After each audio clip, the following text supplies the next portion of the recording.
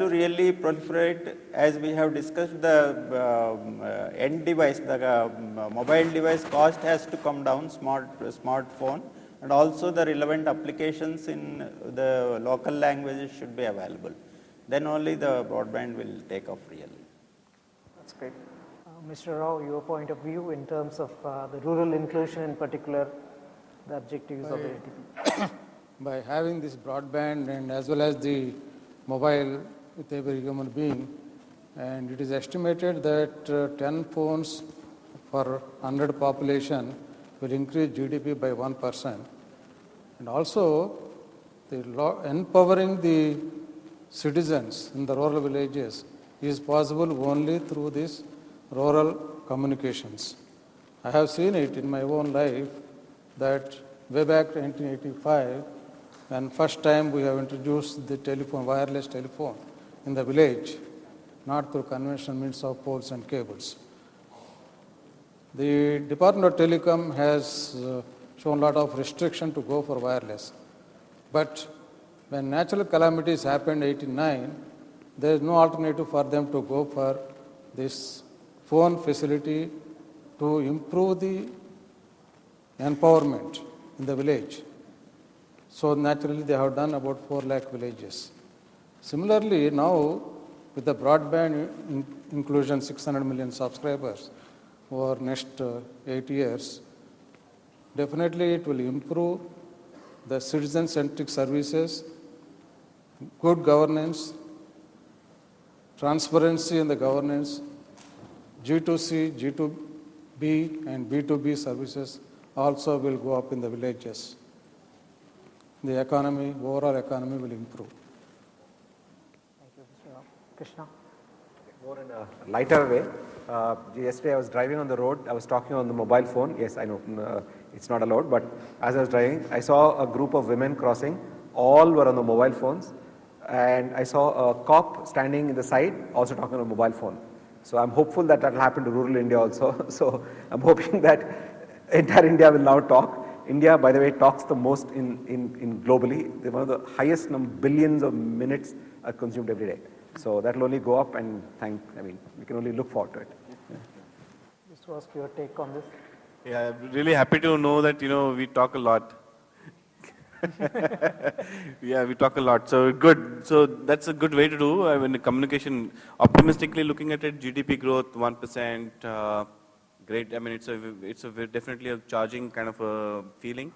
It definitely feels that you need to be charged up. The NTP to 2011 is, see, when you look at it optimistically again, yes, from where we came in 1982, like what Mr. Rao has been saying, Dr. Rao has been saying, I still remember we used to use those phones which went krrk, krrk. It took its own sweet time, and if the other side was engaged or busy, you had it. Because after that you went back again to the whole thing, right?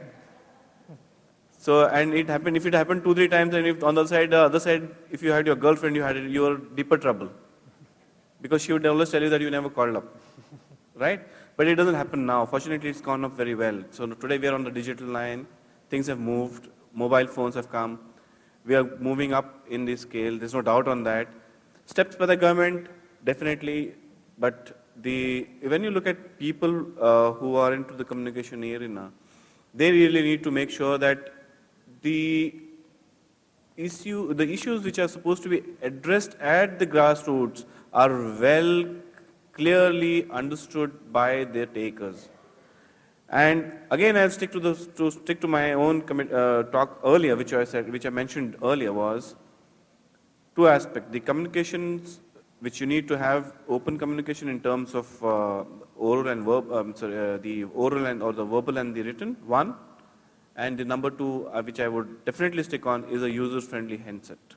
It's a very, very important part of the setup. In case we have to be in sync with the policy and not just have a punctuation program happening. That's my talk. Thank you. Before we close, we will take a few questions from the audience. We'll to the floor. Yes, somebody can handle the mic. My name is Mahesh and I am from Symbiosis Institute of Technology, Telecom Management. I have a question for Mr. Shastri. You know, all through the day we have all been emphasizing on the importance of going rural and all kind of benefits that will accrue by actually catering to the rural population in terms of citizen-centric initiatives, services and so on and so forth. Now this requires a lot of innovation. This requires R&D, whether it is in terms of providing cheap power for powering the base stations, or coming up with innovative technologies whereby you may not require any air conditioning for BTSs, or for that matter, coming up with handsets which are user-friendly, which have very long battery life and so on and so forth. My question is, with a huge pile of 25,000 crore odd rupees in USOF, is there any proposal that the government have to subsidize research in this field, so that it will encourage young entrepreneurs to come up with technologies?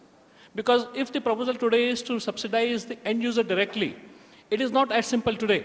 With Aadhaar scheme itself being, kind of in a limbo today, how do you subsidize the end user who, because of,